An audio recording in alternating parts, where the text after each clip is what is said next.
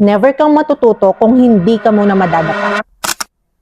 Ang pagkawala ng minamahal ay hindi ang katapusan, kung hindi ang simula ng bagong chapter ng buhay mo. Losing a mother is one of the hardest things anyone can go through.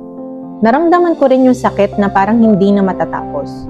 Para kang nawalan ng bahagi ng sarili mo. Sa bawat desisyon, bawat tagumpay, pakiramdam mo may kulang kasi wala na siya. Pero alam mo, sa gitna ng sakit, natutunan kong bumangon. Hindi dahil madali, kundi dahil alam kong gusto niyang magpatuloy ako. Ang pagmamahal niya, hindi natatapos sa pagkawala niya. Gives me the strength to move forward. Rising after hardships isn't about forgetting.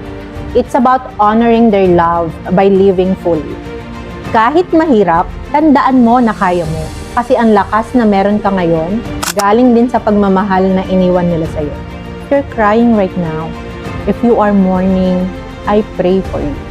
God has better plans for you. Mabuhay tayo kasi sure ako na yun ang gusto nila para sa atin.